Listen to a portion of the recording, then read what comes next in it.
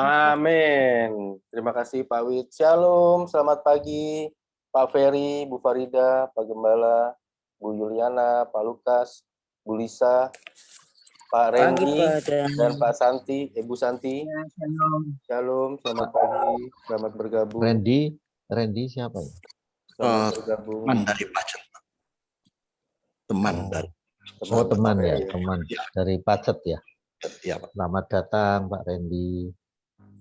Oke, silakan Pak Ferry. Belum. Saya share screen ya. Sebentar ini. Saya lihat ini.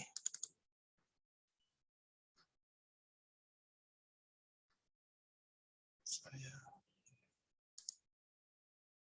kok belum bisa ini. Siapa? Bisa. Sebentar, Pak. Oh, belum pindah ya? Sudah. Saya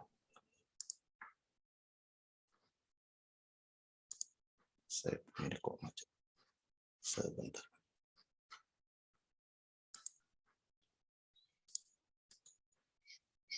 Apa bisa? Coba sebentar. Belum Pak. Sudah kelihatan, tapi Zoom yang kelihatannya. Oh, cuma Zoom-nya yang kelihatan. Mungkin ditutup dulu Pak, baru dimasuk lagi. Ininya. Stop dulu share ya. Ya, stop share. Oke, coba ulangi lagi. Ya. Oke. Ini sudah. Oke ya. Oke. Ya. Oke. Ya. Oke, terima kasih.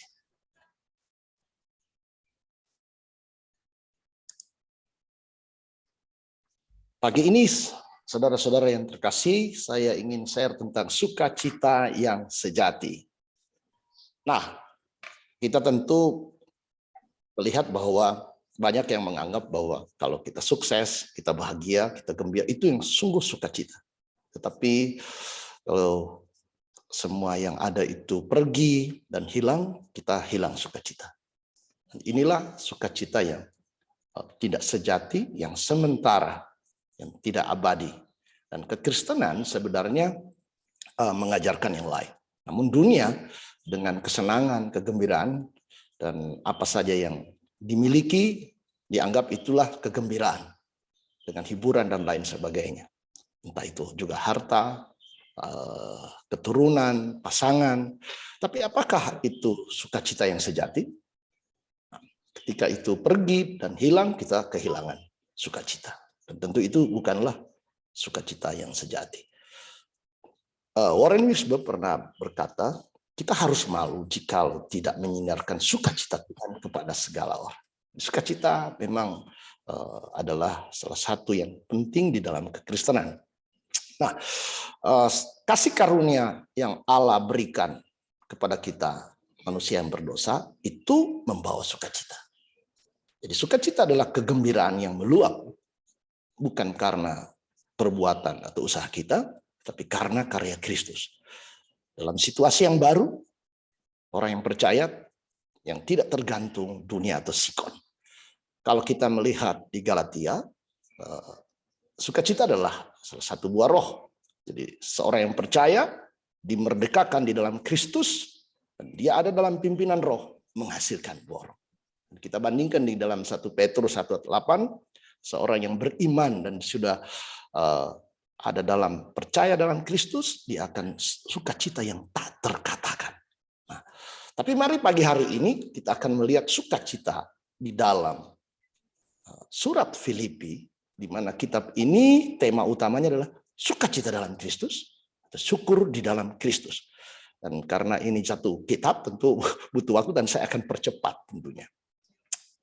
Saudara-saudara, sukacita sejati itu tidak tergantung dari apa yang kita perbuat dan atau dunia berikan, tetapi apa yang Tuhan kerjakan dalam hidup. Inilah sukacita yang sejati. Yaitu bersukacita di dalam Kristus, bukan di dalam apa yang bersifat sementara. Nah, Filipi atau the Book of Joy itu memiliki kata sukacita, itu kurang lebih ditulis 16 kali. Nah, jadi aroma kitab Filipi ini adalah satu kegembiraan yang dalam, sukacita, kegembiraan yang mengalir keluar, yang tidak tergantung apapun, bersukacita dalam Tuhan. Kalau kita melihat pasal-pasalnya dikaitkan dengan sukacita, ini sukacita dalam penderitaan, itu pasal 1. Yang pasal 2, sukacita dalam melayani. Sukacita karena percaya, pasal 3. Dan sukacita atas berkat Tuhan. Nah ini kalau dirangkum tentang sukacita, kita banyak bersukacita, mungkin kita dapat ini dan itu, tapi Alkitab berbicara khusus dalam surat Filipi tentang sukacita. Sehingga surat ini menurut ada seorang dari pengajar Alkitab, ini surat yang atau dari semua kitab disurvei yang paling banyak dibaca surat Filipi. Kenapa? Karena dunia ini kehilangan sukacita. Jadi kalau saya ada orang tidak mampu bersukacita, saya duluan minta bacakan surat Filipi. Dan saya kalau mengajar eksposisi di mana-mana, ini adalah salah satu kitab pilihan saya dalam mengajar Alkitab, yaitu sukacita, itu Book of Joy, kemudian Matius, Roma, dan ada satu lagi. Nah, jadi kitab ini sungguh-sungguh menggambarkan satu kegembiraan yang dalam, ekspresi dari Paulus dengan hubungan jemaat yang harmonis, dan ada rasa syukur di situ. Ya. Jadi memang kalau kita perhatikan sedikit di Filipi, bagaimana jemaat ini ada berjuang dengan orang-orang di sekitar yang mungkin memusuhi mereka sebagai orang Kristen, disusahkan oleh yang disebut misionari, penyesat gitu. Paulus mengatakan dalam pasal 3 itu anjing-anjing gitu ya. Tapi itu bukan anjing si Bleki atau RW yang biasa kita makan, tetapi itu untuk istilah gitu. Nah, di situ juga ada pertikaian sedikit, ada 2 wanita. Tidak disebutkan bertikai apa, tetapi mereka sama-sama teman berjuang Paulus. Mereka bertikai mungkin tidak cocok di dalam baju dalam jemaat, mungkin sedikit kritik mereka sudah bertikai, padahal namanya itu cukup indah ya, Eudea, berjaya. Nah artinya perjalanan makmur dan sukses. Yang satu Sintike, kenalan menyenangkan, nasib baik kalau artinya. Tapi mereka bisa bertikai dan bisa saja kehilangan sukacita. Dan ini yang salah satu Paulus ingin sampaikan di dalam kitab ini gitu, surat ini. Saudara-saudara, jadi kalau kita perhatikan adalah di dalam Filipi ini, sukacita ini sungguh adalah sukacita yang tidak terkatakan, sukacita yang mengalir. Itu bersukacita di dalam Kristus. Saya tidak akan membahas ayat-ayatnya, tetapi paling tidak kita melihat bahwa pasal-pasal 1 itu bagaimana Paulus menyatakan dia sebagai ini mereka gembala mereka, dia mengingat jemaat dan jemaat itu ada dalam hati dan dia berdoa bagi jemaat. Ini pasal 1 gitu. Dan ini bagi kita yang juga mengembalakan, ini sangat ini sekali menarik sekali bahwa dengan 3 hal ini ada sukacita. Ada sukacita yang sungguh-sungguh dalam gitu ya. Saudara-saudara yang terkasih, Filipi pasal 1 ini bagaimana sukacita itu meski sikon yang mengecewakan. Karena Paulus ada dalam penjara. Bagaimana bisa orang dalam penjara bisa sukacita mendorong orang, terutama jemaatnya di luar sana yang tidak terpenjara, bersukacita. Karena dia menyatakan bahwa dalam persekutuan dengan mereka dalam pemberitaan Injil, ini semua walaupun ada menderita dalam penjara demi kemajuan Injil dan ada iman yang timbul dari berita Injil, ini sungguh-sungguh membuat dia tetap bersukacita walaupun dalam penjara, dalam problem yang berat, menanti kematian bahkan. Dia memiliki pikiran yang mantap. Sukacita walaupun di tengah sikon yang mengecewakan. Gambar yang bagus. Paulus dalam penjara itu bisa bersukacita. Jadi tidak tergantung sikon. Itulah sukacita sejati. Apapun sikon, situasi. Orang yang percaya, apalagi hamba Tuhan, apalagi gembala, tidak tergantung sikon. Itulah sukacita yang sejati. Walaupun dia dikerangkeng, dirantai, ayat 12-26. Juga dia mengkritik orang-orang yang memang sengaja mungkin memberitakan Injil tapi dengan kepentingan. Dan dia dalam krisis. Tapi dia percaya itu adalah alat PI. Dan itu dia sangat bersukacita. Kegembiraan sejati tidak tergantung pada sikon. Tapi pada Allah yang tinggal dan hidup di dalam hati kita. Segala perbuatan baik tidak mampu membuat dia tinggal dan beserta kita. Sikon tanpa tergantung sikon yang ada. Salah satu ayat yang saya ambil dari pasal 1 ayat 21, karena bagiku hidup adalah Kristus dan mati adalah keuntungan. Ini sungguh satu ungkapan, walaupun di tengah penderitaan, sikon yang mengecewakan karena dia bukan kriminal. Dia hidup bagi Kristus, mati itu keuntungan. Saudara-saudara, kita bisa melihat bahwa dia meminta mereka untuk selalu berdiri teguh. Satu roh kita berjuang. Berdiri teguh. Mereka di sana, saya di penjara, kita berjuang. Bersatu hati. Kokoh di atas pemberitaan Injil. Kita berjuang bagi iman. Ini suatu sukacita yang luar biasa. Ya, walaupun dalam tempat yang berbeda, situasi, tapi sama-sama mereka berjuang. Bagi saya, perjuangan untuk Injil membawa sukacita sejati. Jadi mari kita berdiri teguh dan berjuanglah. Filipi pasal 2, sukacita dalam Kristus. Walaupun orang-orang mengecewakan. Kita tentu bisa melihat jemaat kita, ada yang mengecewakan. Mungkin pendeta kita mengecewakan. Tapi di sini, pasal 2 memberi gambaran sukacita dalam pelayanan meski siapapun itu mengecewakan. Kenapa? Mari kita teladani Kristus. Dengan bagaimana dia merendahkan diri. Dari sorga dia datang jadi manusia, dia mati dan mati di kayu salib. Dan mari kita bersatu dalam kerendahan hati, saling menghormat kepentingan diri, diabaikan dulu, mementingkan kepentingan orang. Dia juga memberi teladan pada dirinya, dan juga teladan Timotius dan Epafroditus, orang yang diutus untuk memberikan atau membawa persembahan dan juga membantu dia. Jadi tema pasal 2 itu, walaupun orang-orang mengecewakan, ayo sukacita. Kita bersatu dan rendah hati. Kita bisa bersukacita itu karena kalau kita fokus pada kasih karunia Allah. Bukan kita mampu bersukacita, tapi kalau kita bersama-sama fokus pada kasih karunia Allah, jemaat bersatu, hidup dalam kerendahan hati. Dan kita ini mengutamakan, bukan mengentrumahkan, mengutamakan kepentingan orang lain. Di situ ada sukacita. Kepentingan diri tidak membawa sukacita yang sejati. Ayat yang baik itu, tetaplah kerjakan keselamatan dengan takut dan gentar. Kalau kita ada dalam satuan dan kerendahan hati, mari kerjakan keselamatan dengan takut dan gentar. Kenapa kita mampu mengerjakan? Karena ayat 13, karena Allah lah yang mengerjakan di dalam kamu baik kemauan maupun pekerjaan menurut kerelaannya. Ini adalah sumber sukacita. Allah yang mengerjakan.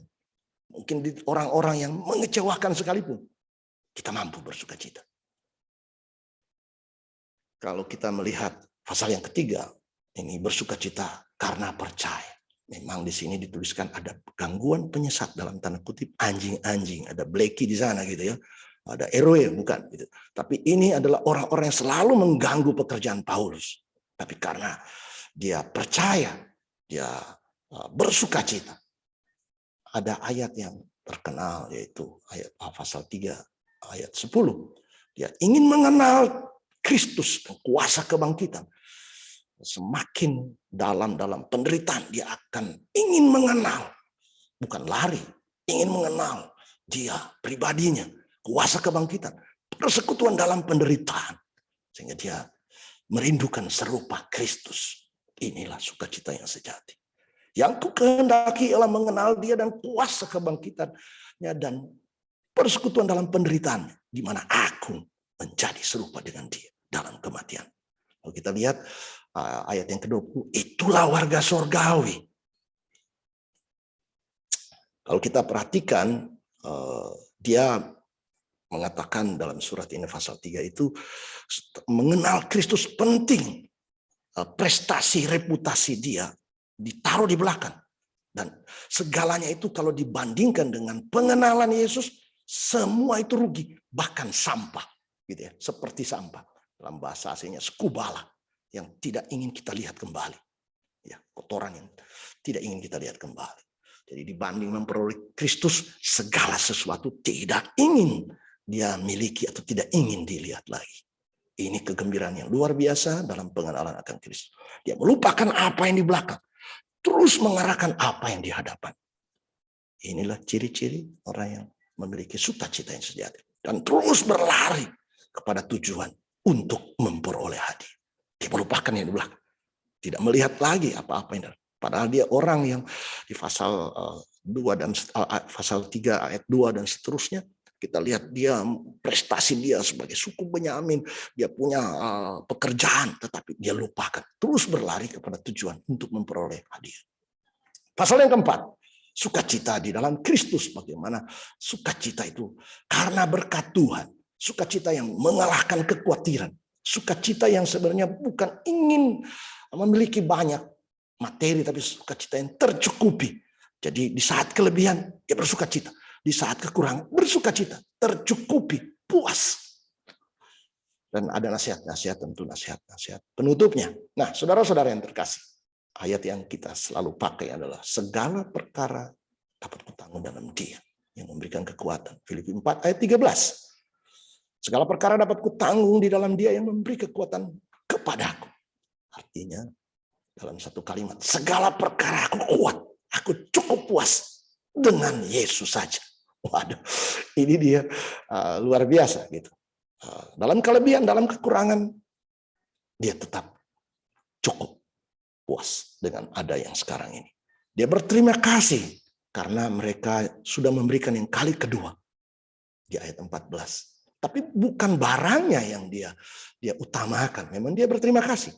Nah, di sini yang kita perlu ambil contoh bahwa kita selalu berterima kasih mungkin kepada barang orang yang berikan. Tapi dia menyatakan mereka ini sudah ambil bagian, dia terima kasih. Tapi yang paling dia bersuka cita adalah karena iman mereka bertumbuh dan mereka memberi. Itulah yang dia paling bersuka cita. Jadi bukan barangnya sebenarnya. Tetapi karena mereka bertumbuh di dalam Kristus dan mereka mau memberi. Pertumbuhan iman yang demikian, itulah yang dia syukuri, dia suka cita.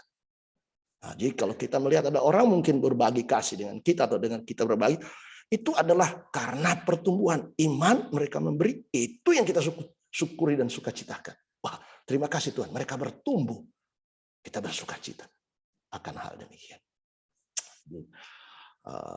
Kita puas, cukup dengan Kristus di dalam Dia. Kita dapat menanggung segala perkara itu adalah makanan dan pakaian yang ayat-ayat sebelumnya. Jadi sukacita sejati adalah sukacita di tengah penderitaan, sikon yang bagaimanapun mengecewakan. Itu sukacita Kristiani. Sukacita dalam pelayanan sekalipun siapapun mengecewakan. Sukacita karena percaya segala sesuatu sangat mengecewakan. Kelihatan sulit, orang-orang mengganggu, tapi dia mengarahkan. Dia ingin lebih mengenal Kristus, yang karena Kristus dia dipenjara malah ingin dikenal. Itu kalau orang yang memenjarakan kita mungkin kita tidak ingin kenal ya, tapi dia semakin dalam penderitaan semakin ingin mengenal, bahkan larut dalam penderitaan. Itulah sukacita di dalam Kristus. Dan yang terakhir sukacita berkat Tuhan, dia berkecukupan, dia dapat kepuasan dan dia sangat bersukacita karena orang-orang yang dia bimbing bertumbuh imannya. Inilah refleksi paling pribadi dalam menghadapi problem bahkan kematian. Punya pandangan yang sangat positif. Bagiku hidup adalah Kristus. Mati adalah keuntungan. Ini adalah pusat pengalaman Kristiani. Mengenal Kristus dan kebangkitannya. Serta ambil bagian dalam penderitaan. Dan inilah ciri warga sorgawi. Hidup berpadanan dengan Injil Kristus. Itulah sukacita yang sejati. Tidak ada yang bisa memberi sukacita sejati. Hanya bersukacita dalam Yesus. Itulah sukacita yang sejati. Tuhan memberkati saudara dan kita semua. Haleluya. Amin. Terima kasih Pak Ferry atas firman-Nya pada pagi hari ini. Ada sukacita pada pagi hari ini? Kiranya sukacita. Amin. Sukacita ya. Mengingatkan saya pada satu lagu nih. Bersuka, bersuka dalam Tuhan. Itu lagu yang sangat pas nih buat pagi hari ini dengan sharingnya Pak Ferry ini. Mungkin dari teman-teman ada yang ingin bertanya, saya persilakan. Bu Farida, Bu Yuliana, Pak Lukas, apa kabar? Ibu Lisa, Pak Randy, Bu Santi, Bu Mary. Sukacita. Jadi kita tahu nih sama-sama belajar di mana sukacita itu bukan pada hal yang tertuju kepada dunia. Seringkali tadi Pak Ferry sampaikan apa yang kita dapat, apa yang menyenangkan hati kita, daging kita ya, itu kita pikir sukacita, begitu hilang dari kita, akhirnya yang ada duka cita. Beda halnya sukacita kepada Kristus. Mau kita dapat hadiah, mau kita dalam keadaan terpuruk sekalipun, kita tetap bersukacita karena ada Yesus di dalam kita. Oke? Ada yang ingin bertanya, silakan. Oh, mau tambahkan Bapak-bapak gembala Silakan. kita ini. Ya, Bang Adam. Ya, silakan Bu Lisa. Kalau saya sih bilang bersukacita itu bukan apa sih maksudnya, bukan karena kita mendapatkan berkat atau apa-apa ya. Kalau saya teringat waktu lagi engkong dipanggil Tuhan ya, di hati kecil saya manusiawi sedih gitu ya kan. Tapi di satu sisi saya bersukacita. Bersukacitanya dalam artian karena maaf saya dan Pak Yusan itu sudah mempersiapkan diri gitu loh untuk Pak Yusan kembali kepada Tuhan gitu kan. Kedua, saya bersukacita karena saya percaya Pak Yusan itu ada bersama Tuhan Yesus kita gitu. Jadi saat-saat ini juga dibilang ya sedih ya manusiawi ya, tapi sekali lagi saya percaya bahwa engkong itu ada di surga bersama Tuhan Yesus, di samping Tuhan Yesus. Jadi saya biasa-biasa aja gitu loh, happy-happy aja. Jadi kan ada orang yang maksudnya sampai drop, sampai bagaimana. Kalau saya sih happy aja dalam artian gini, saya menikmati, sekarang saya menikmati kesendirian saya bersama anak-anak gitu ya maksudnya. Dan saya juga baru terjadi kemarin ya waktu lagi kafe saya mau ditutup gitu kan ya, kafe saya mau ditutup, di hati kecil saya sedih. Tapi di satu sisi lagi juga saya bersukacita karena saya tahu bahwa Tuhan memberikan berkat yang lebih di dalam kalau saya buka di rumah gitu kan, kalau paling tidak kalau saya bekerja sama-sama di kafe teman kopi ya saya dipotong sekian persen gitu kan. Tapi kalau di rumah tidak sama sekali gitu kan. Dan saya bawa happy dalam artian gini. Karena saya percaya deh Tuhan menyediakan berkat yang lebih dari apa yang saya pikirkan gitu. Ternyata ya memang kan saya berserah ya sama Tuhan. Tuhan saya tahu saya ditutup di sana, tapi saya percaya Tuhan membuka berkat di tempat lain gitu kan, di tempat lain dalam artian di rumah saya. Puji Tuhan, setelah di rumah tidak ada satu hari pun yang tidak ada orderan gitu.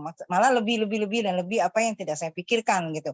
Saya bawa misalnya saya antarin ke tetangga saya gitu ya, ke gang lain gitu ya, ke gang lain. Terus ibu bawa apa gitu kan? Gado-gado bu, jualan sendiri. Iya, saya pesan ya 2 gitu. Sepanjang jalan itu ada aja gitu, sepanjang jalan aja saya teng itu ada aja yang memberkati. Dan apa yang saya tidak pikirkan teman-teman saya gitu udah jauh di sana loh, di Cisauk gitu loh ya, di Cisauk sana. Karena postingan saya lihat iya Lis, gue mau deh memberkati lu tapi sekian ya karena saya juga buat berbagi. Oh ya nggak apa-apa saya bilang gitu, sekecil apapun saya bersyukur, saya bersukacita, saya berterima kasih kepada Tuhan. Yang penting saya ada lebihnya walaupun hanya untuk beli gas sama beli minum lah gitu istilah kasarnya gitu. Saya tetap bersukacita gitu. Karena saya tahu dalam bersyukur dalam hal berkat yang kecil. Saya tahu Tuhan sudah menyediakan berkat yang lebih dan lebih lagi. Itu aja, puji Tuhan. God bless you. Terima kasih Bu Lisa. Di dalam kesedihan ada sukacita. Amin. Mungkin ada lagi yang ingin bertanya atau bersaksi? Saya persilakan. Pak Lukas. Ya, selamat pagi Pak Glo. Selamat pagi Pak Lukas. Mohon maaf ini udah lama baru ketemu. Tidak apa-apa Pak Lukas. Kerja juga Pak. Ya, terima kasih Pak Ferry untuk firman-Nya. Jadi Paulus ini kalau semua kita kalau belajar Alkitab tahulah tentang pribadi ini bahwa ini seorang yang luar biasa ya. Makanya ada pernyataan-pernyataan yang sebenarnya kalau secara ukuran manusia itu sulit untuk dipahami gitu ya. Dia sendiri dipenjarakan tapi dia bisa memberikan dorongan buat orang sana, ayo sukacita. Itu sebenarnya tidak masuk di akal juga ya. Tapi itu kenyataan yang dia alami. Dia punya banyak penderitaan yang luar biasa, tapi dia berani buat satu kenyataan yang segala perkara saya dapat menanggung itu di dalam dia memberikan kekuatan. Terus ada begitu banyak lagi buat dia, kalau dia sendiri sebenarnya bilang, kalau disuruh pilih bandingan saya pergi berdiam diri dengan Bapa di sorga, itu jauh lebih baik. Tapi kalau saya masih diberikan kesempatan hidup, itu artinya saya harus bekerja untuk menghasilkan buah. Makanya dia bilang tadi bahwa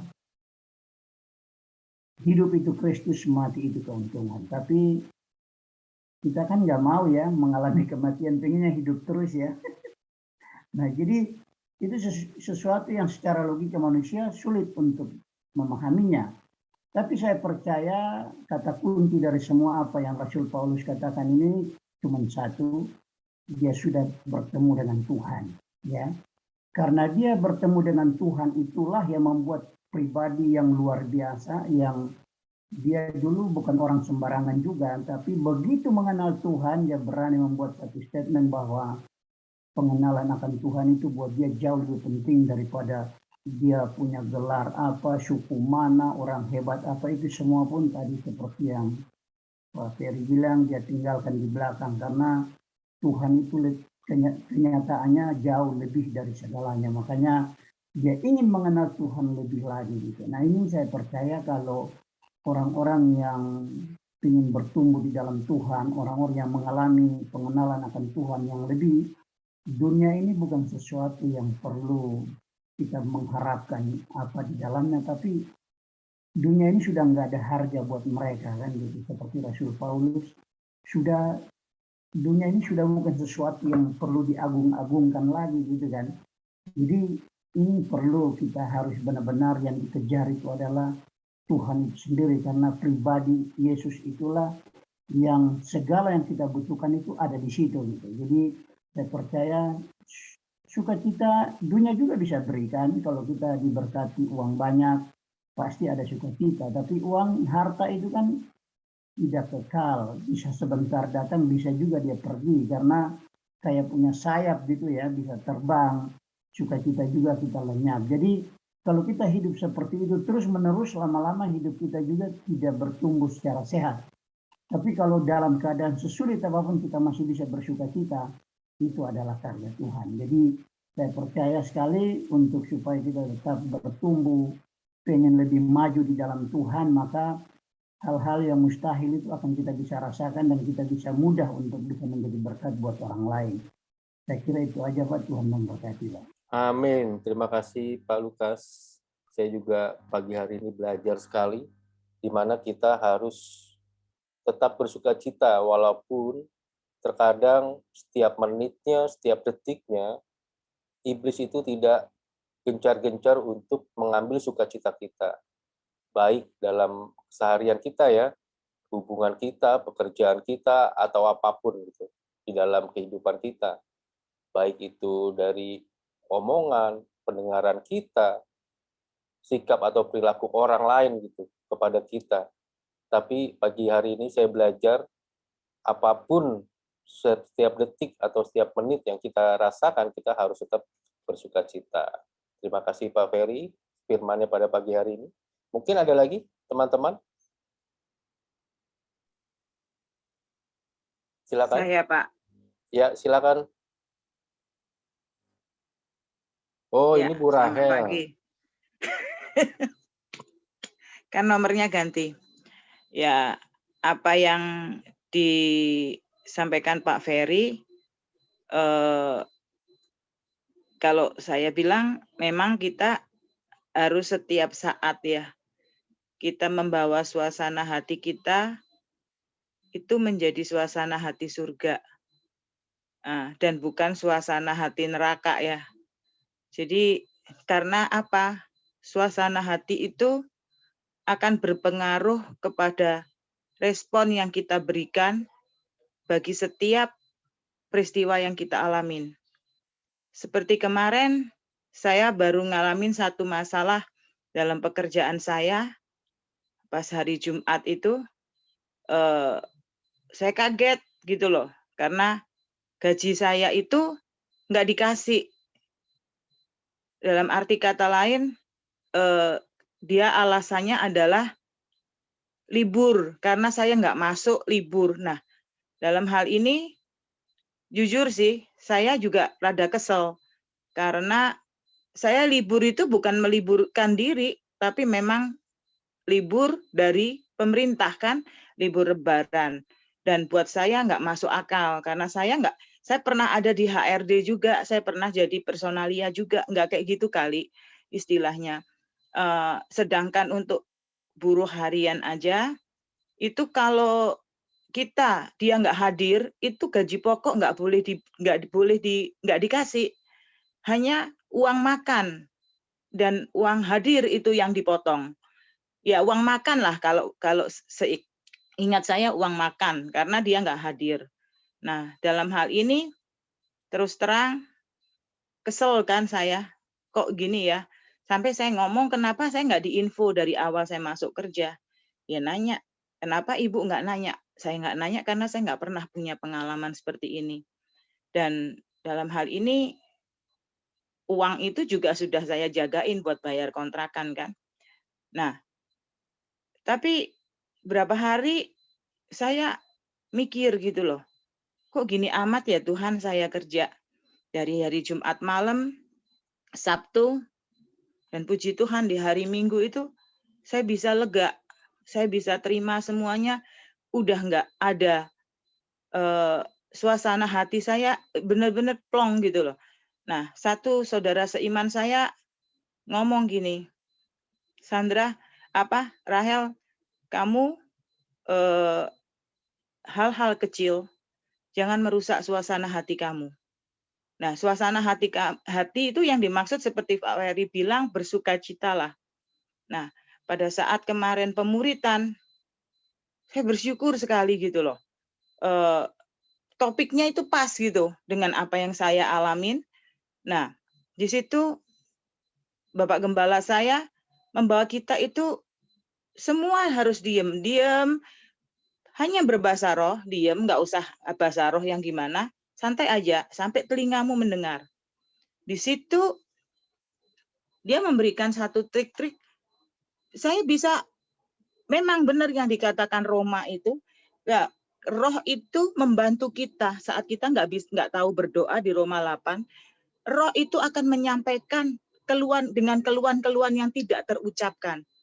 Di situ saya benar-benar plong gitu loh.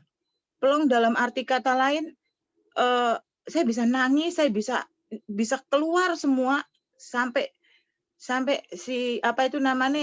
dalam hati saya itu benar-benar hanya ada satu, yaitu damai sejahtera. Itu yang harus dicapai. Akhirnya Dad bilang, praktekin ini dalam 1 minggu ini. Setiap 1 jam sekali bawa dirimu senantiasa terbenam dalam realita Tuhan. Jangan sampai kehilangan realita Tuhan. Agar suasana hatimu selalu suasana hati surga. Karena jadi kalau kamu sedikit merasa nggak damai sejahtera, pakai mulutmu untuk mulai lagi balikin ke suasana hati surga dan usir itu suasana hati neraka. Karena memang dikatakan kan hati yang gembira adalah obat, semua itu akan selesai. Dan benar, itu benar-benar ayem, otak saya rileks, hati saya rileks, dan saya cek kembali. Saya kan pernah istilahnya kecewa sama orang, kecewa sama ini. Saat saya bisa cek hati saya dengan cara apa? Saat saya ingat orang itu, nggak lagi hati saya terusik, nggak lagi hati saya ini. Itu saya ceknya dengan itu. Saya tetap damai sejahtera.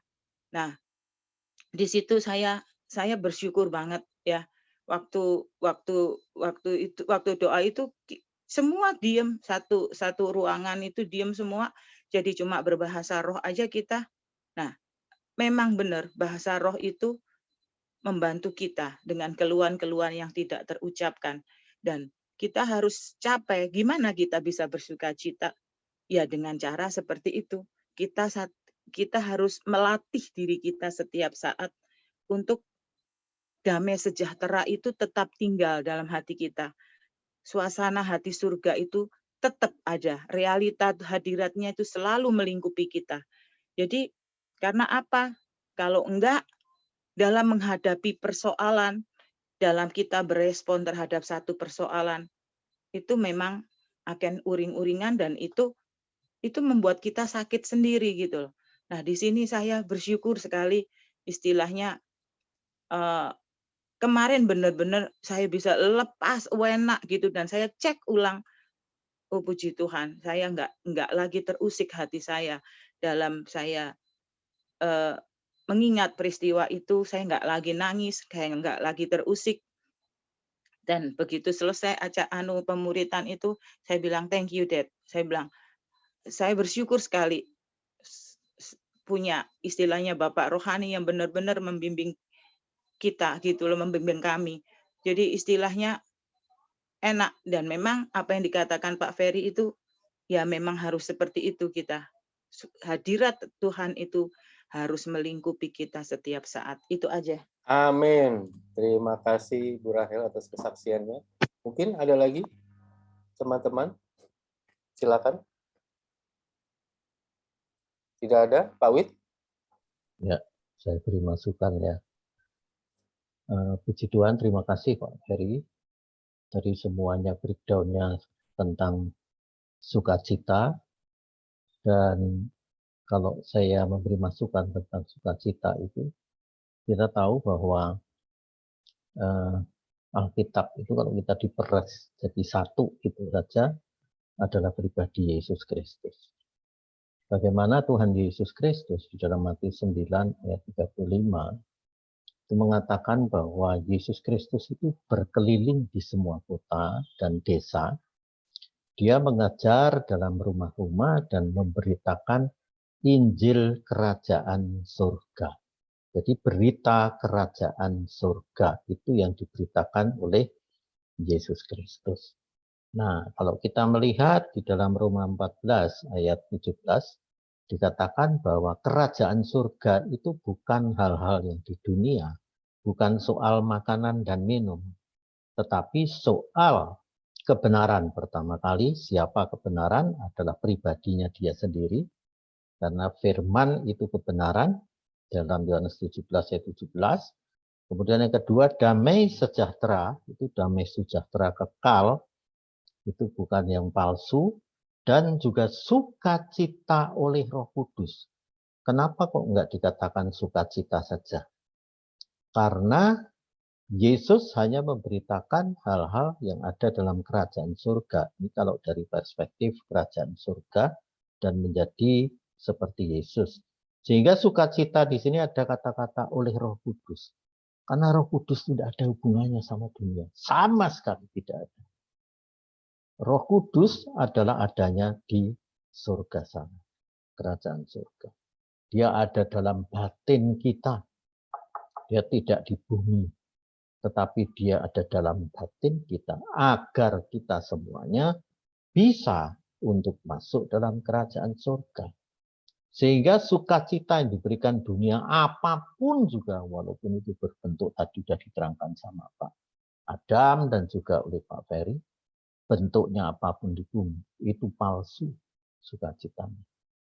Itu yang seperti dikatakan yang namanya mamon atau harta atau uang itu pun dikatakan tidak jujur.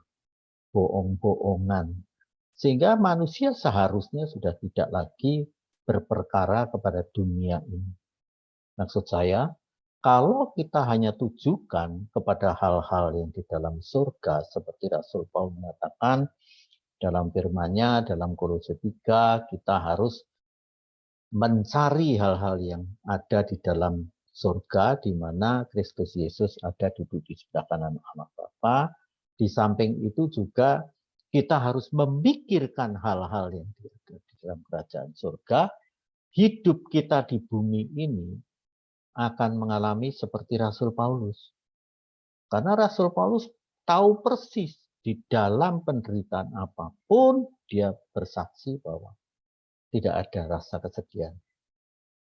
Dia ada terus dalam sukacita. Karena dikatakan dalam firman-Nya, yaitu bahwa kebenaran itu firman Tuhan, yaitu Yesus itu sendiri. Kalau kita itu ada di dalam Kristus, kita merdeka. Nah, merdeka itu artinya bukan kita kemudian nangis-nangis. Tidak sama sekali. Bahkan pada saat kita kehilangan orang yang kita kasihi, bahkan pada saat kita hancur kaitan hidup kita oleh karena perusahaan atau pabrik kita terbakar habis ludes, enggak ada. Adanya tetap sukacita karena ada kemerdekaan di dalam kerajaan surga, di dalam Kristus Yesus.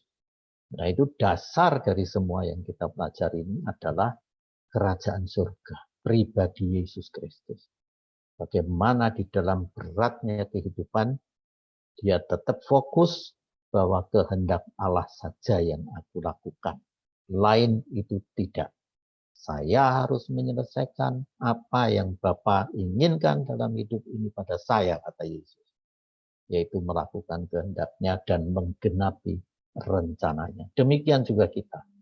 Kita juga harus bisa mengatakan karena kita harus menjadi serupa dengan Yesus, kita juga harus di bumi itu mengatakan bahwa apa yang aku lakukan, Bapa, adalah kehendak-Mu saja dan menyelesaikan pekerjaan-Mu di bumi. Kalau sudah bisa demikian, tidak usah ngapa-ngapain, artinya kita tidak usah mikir hal-hal di dunia, melainkan memikirkan jiwa-jiwa yang lain, supaya apa kata Daniel 12 ayat 3, itu bisa kita lakukan. Barang siapa yang menuntun banyak orang ke dalam kebenaran, dia akan seperti bintang-bintang di cakrawala. Nah, itu kita semuanya yang satu tugasnya. Tapi masalah kecukupan itu janji Tuhan. Pasti digenapi. Masalah duniawi itu pasti genapi. Tapi Tuhan cuma ngomong, Tuhan Yesus, dan di dalam perjanjian baru hanya menyatakan cukup. Semuanya cukup. Supaya kita tidak menjadi hamba dunia ini. Segala sesuatunya cukup. Kalau kelimpahan justru kita akan terjerat. Dan 1 Timotius 6 ayat 9 mengatakan, kita akan hancur dan dibinasakan.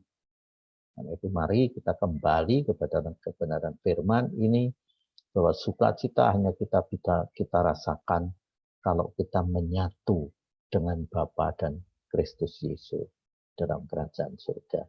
Itu saja, terima kasih. Oke, terima kasih Pak Wid. Ada lagi teman-teman? Sebelum saya kembalikan kepada Pak Gembalan. Saya Pak Adam. Silakan Bu Farida, perkenalkan dirinya. Saya ucapkan terima kasih sama Pak Ferry menyampaikan firman ini, karena inilah yang sebenarnya yang harus dialami orang-orang Kristen. Seperti tadi yang disampaikan Pak Wid, hanya di dalam Injil dari mulai Kejadian sampai Wahyu, itu fokusnya hanya kepada Yesus dan kerajaan Allah. Jadi sebelumnya saya sebagai manusia biasa, bukan saya bilang sekarang saya udah sempurna, bukan. Tetapi sebelumnya saya itu, orang-orang itu bersukacita kan karena ukuran manusia. karena mendapat berkat, karena mempunyai rumah, karena mempunyai mobil, anak, usaha lancar, ya kan? Itu orang bersukacita. Saya juga termasuk orang yang demikian. Tetapi setelah kematian suami saya amat sangat berduka cita karena saya tidak bisa melepaskan orang yang saya sangat kasihi seperti tadi yang dikatakan Pak Wi. Nggak bisa. Tuh. Terus itu, kalau saya ingat-ingat saya tetap sedih. Tetapi, artinya kita manusia di dalam dunia ini pasti mengalami hal-hal yang enak dan yang tidak enak. Nah, yang saya mau saksikan di sini, yang seperti dikatakan Pak Ferry tadi, saya mengutipnya di sini, sukacita itu kita hanya bersukacita hanya di dalam Yesus. Kalau kita bersukacita di dalam Yesus itu bukan karena sikon tadi seperti yang saya gambarkan, sikon kita mempunyai rumah, mempunyai mobil, apa segala itu sikon. Tapi sukacita yang sebenarnya, sukacita yang sejati tadi disampaikan Pak Ferry di sini adalah hanya bersukacita dalam Yesus. Yang mau saya gambarkan di sini, bersukacita di dalam Yesus itu semua kita udah pasti tahu. Tapi yang mau saya gambarkan di sini, bersukacita karena kita sudah berjumpa dengan Yesus. Itu beda. Kalau kita sudah berjumpa dengan Yesus, seperti yang dikatakan Paulus tadi, hanya karena perjumpaannya dengan Yesus, semuanya itu udah dianggapnya sampah. Nggak ada lagi selain Yesus. Sampah semuanya. Hanya Yesus. Jadi, itu aja kalau yang menurut saya di dalam kekristenan kita masing-masing pribadi, kalau kita sudah berjumpa dengan Tuhan Yesus, apapun yang menyakiti hati kita, apapun yang tidak enak kita rasakan, kita nggak pernah lagi mikirin itu. Karena kan kita sudah benar-benar batin kita, hidup kita sudah berserta dengan Yesus, jadi nggak ada lagi yang kita rasakan itu. Jadi kita seperti orang-orang sombong gitu ya. Seperti Paulus mengatakan, segala sesuatunya udah dianggapnya sampah, yang enak-enak pun udah nggak ya biasa saja gitu. Karena kita sudah berjumpa dengan Yesus. Nah, dan dikatakannya itu perasaan Paulus itu mengatakan dia lebih suka bersama Yesus, pulang bersama Bapa, tapi kalau dia pun masih dikasih kehidupan sama Tuhan, harus berbuah. Kita pun begitu. Kalau kita sudah berjumpa dengan Tuhan Yesus, nggak ada lagi kita pikirkan, aduh besok aku gimana ya, uangku udah nggak ada lagi. Wah, aku gimana? Nggak ada lagi berpikir seperti itu. Karena kita sudah semua tertuju kepada Yesus dan kepada kekekalan yang tadi saya bilang pertama kali. Jadi ya, puji Tuhan memang kita semua ditujukan Tuhan untuk masing-masing pribadi lepas pribadi dengan masalahmu masing-masing, dengan cara Tuhan kita berjumpa dengan Tuhan Yesus. Sukacita banget deh. Kalau udah berjumpa dengan Tuhan itu sukacita banget. Itu yang saya rasakan dalam kehidupan saya. Tapi kita tetap setia sama Dia. Tetap kita setiap hari setia kepada Tuhan. Supaya itu tidak diambil sukacita itu. Karena iblis seperti singa yang mengaum-ngaum, mau memakan siapa saja. Terlebih-lebih orang-orang yang sudah di dalam Tuhan itu mau dimakannya, mau dihancurkannya. Jadi kita tetap berjaga-jaga, tetap kita seperti 5 gadis yang bijak itu, tetap pelita kita hidupkan, kita nyalakan, minyak kita tetap harus ada. Nah, saya di sini minta sama teman-teman semua, tolong doakan saya untuk tetap setia. Dan saya juga mendoakan bapak-bapak dan ibu semua untuk kita bisa tetap setia dan kita bisa berjumpa dengan Tuhan Yesus, karena itu adalah tujuan kita umat Kristen yang percaya kepada Yesus. Itu aja yang mau saya sampaikan. Bukan saya mengatakan bahwa saya sudah sempurna, sudah hebat, enggak. Tapi saya merasa sukacita yang sejati yang tadi disampaikan Pak Ferry itu adalah hanya bersama dengan Yesus, hanya berjumpa dengan Yesus. Itulah sukacita yang sangat sejati. Terima kasih, Tuhan Yesus memberkati. Terima kasih Bu Farida, macan sekali. Silakan Pak Gembala Yosua. Ya, shalom. Bapak Ibu Saudara yang dikasih Tuhan, cuma sayangnya waktu habis, tapi sebetulnya ada beberapa poin yang saya ingin bagikan. Jika tidak berkeberatan, mohon menunggu sebentar. Mudah-mudahan dalam waktu yang sangat singkat bisa saya sampaikan untuk sedikit menambahkan.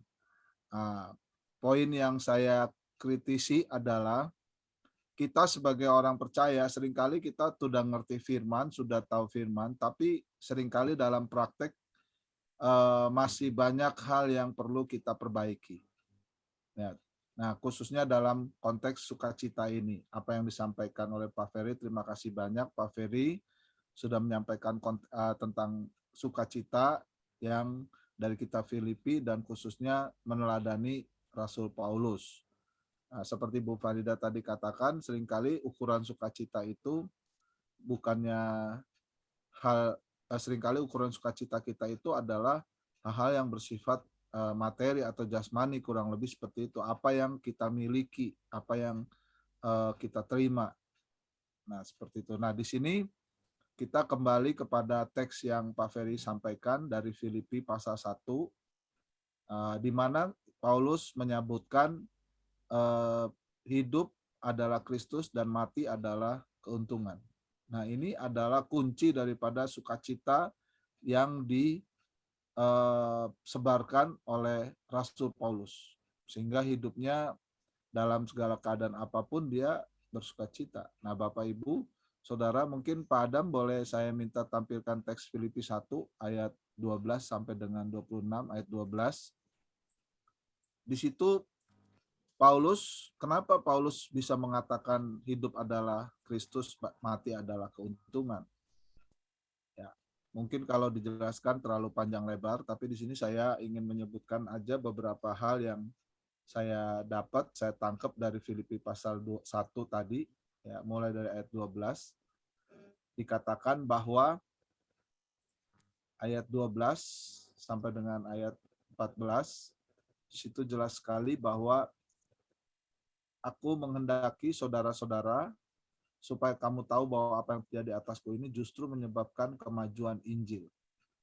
Jadi Paulus sama sekali hal pertama yang buat dia itu adalah kemajuan Injil. Sekalipun dia dipenjarakan, apapun yang terjadi, itulah kenapa Paulus bersukacita. Bagi dia hal yang paling utama, dia mengatakan bahwa hidup adalah Kristus, mati adalah keuntungan.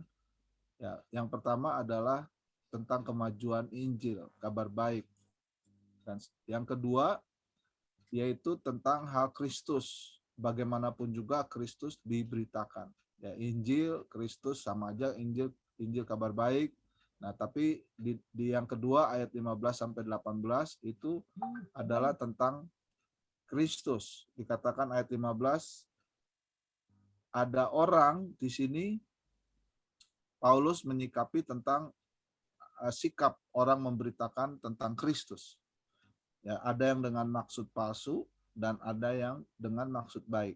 Tapi anehnya Paulus mengatakan di ayat 18, aku tetap bersukacita. Nah, tapi banyak hamba Tuhan yang sulit hari-hari ini ketika ada orang lain yang memberitakan hal yang tidak sama dengan pemahamannya, dengan apa yang dia tangkap. Apakah kita masih tetap bersukacita? Nah, justru dalam perjalanan Paulus saja, tim pelayanan Paulusnya sempat terpecah. Ya, entah karena ya kita harus selidiki lebih jauh lah. Tapi salah satu poinnya pasti berkisar daripada perbedaan itu. Nah, di sini hal yang paling khusus spesifik apa yang dikatakan Paulus itu di dalam ayat 21 bahwa hidup adalah Kristus dan mati adalah keuntungan.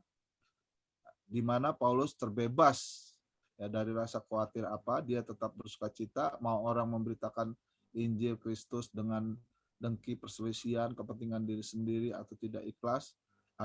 Ada orang juga yang puji Tuhan yang memberitakan dengan maksud baik. Nah, kenapa Paulus tidak khawatir, bebas dari kekhawatiran? Nah, kita melihat bahwa di ayat 19 dasar daripada sukacita Paulus, dasar daripada pernyataan Paulus bahwa hidup adalah Kristus, mati adalah keuntungan. Yang pertama itu dasarnya adalah keselamatan. Ya, oleh doamu dan pertolongan Roh Kristus Yesus. Jadi dasar yang paling utama adalah keselamatan. Yang kedua adalah bahwa Paulus menginginkan Kristus dimuliakan di dalam tubuhnya. Dengan sikap hidupnya, kehidupannya sehari-hari, ayat 20. Ayat 21 baru di situ pernyataan tentang hidup adalah Kristus dan mati adalah keuntungan. Ayat 22 dikatakan dia bersukacita. Kenapa? Karena motivasinya adalah hidup untuk memberi buah. Nah, disinilah salah satu poin yang ingin saya soroti, Bapak Ibu Saudara sekalian. Seringkali kita bisa kita memahami firman Tuhan, sama seperti saya juga begitu. Tapi seringkali ukuran sukacita kita bukan berdasarkan apa yang kita berikan, tapi berdasarkan apa yang kita terima. Ya, kalau kita menerima sesuatu, kita mendapatkan sesuatu, ya sukacita kita levelnya naik. Tapi kalau kita tidak menerima sesuatu, sukacita kita levelnya turun. Seperti itu. Nah, di sini Paulus mengajarkan bahwa hidup adalah untuk memberi buah. Justru sukacita kita terjadi karena kita bisa memberi buah untuk orang lain.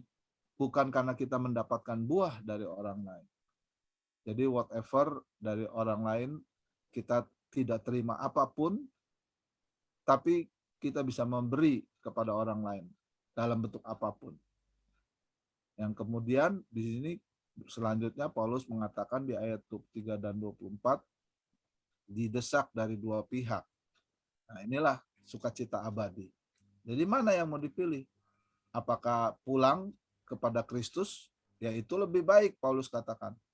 Atau tinggal di dunia ini? Tidak masalah. Gitu. Jadi untuk Pak Wid, doa saya jangan cepat-cepat pulang, Pak Wid. Ya, masih ada pekerjaan yang harus kita kerjakan. Nah, di sini Paulus mengatakan, mana yang saya pilih? Pulang lebih senang sebenarnya. Tapi tinggal bersama kalian, itu juga saya sangat senang. Kenapa? Karena saya bisa memberi buah. Kira-kira gitu, Pak Wid. Mantap nih firman ini Pak Gembala nih. Terus sedikit-sedikit lagi, 2 poin lagi. Nah, kemudian berikutnya Paulus mengatakan inilah yang dia yakini untuk kemajuan dan sukacita di dalam iman, ayat 25. Nah, sehingga pada ujungnya ayat 26 dikatakan, kita lihat ayat 26, dan sehingga kemegahanmu dalam Kristus. Ya, kemegahan. Kenapa Paulus bisa bersukacita sehingga dia memberikan pernyataan hidup adalah Kristus dan mati adalah keuntungan? Karena satu-satunya motivasi yang paling utama dan paling mendasar dan yang tujuan yang dia cari adalah kemegahan di dalam Kristus. Nah, bagaimana dengan saudara dan saya? Selama kita merasa bermegah dengan apa yang ada pada kita, nah, disitulah kita harus terus mengalami transformasi sampai kita mengalami sukacita yang sejati, yang tidak dibatasi apapun dan tidak tergantung dengan apapun yang terjadi dalam kehidupan kita. Yaitu kita mau dalam hidup kita kemegahan itu adalah di dalam Kristus Yesus. Bukan karena kita bisa, kita mau, kita mampu, tapi karena kasih karunia Kristus ada dalam hidup kita. Mari kita akhiri. Bapa kami dalam nama Tuhan Yesus, terima kasih pada pagi hari ini. Kami sudah mendengar kebenaran firman-Mu lewat hamba-Mu Pak Ferry, dan juga teman-teman kami yang lain, Bu Farida, Pak Wid, Pak Adam, dan kami semua yang mendengarkan. Kami turut Tuhan untuk belajar bersukacita, bukan dengan ukuran duniawi, tapi dengan ukuran kemegahan Kristus, kemegahan di dalam Kristus. Ampuni kami Bapa, seringkali tanpa sadar, sekalipun kami sudah mengerti, memahami kebenaran firman-Mu, namun pada prakteknya kami seringkali bersukacita dengan menjadikan ukuran adalah apa yang ukuran jasmani, ukuran materi, ukuran yang apa yang kami terima, bukan ukuran apa yang kami berikan, apa yang bisa berbuah kami lakukan dalam hidup kami. Berkati hamba-Mu Pak Ferry, berkati semua kami, dan kami percaya sepanjang hari ini kasih Allah Bapa dalam Tuhan Yesus dan Roh Kudus menyertai kami dalam segala pekerjaan dan pelayanan, perjalanan kami pergi maupun pulang, semuanya adalah karena kemuliaan Kristus. Biarlah terjadi dalam kehidupan kami. Terima kasih Bapa, dalam nama Tuhan Yesus. Haleluya. Amin. Amin. Terima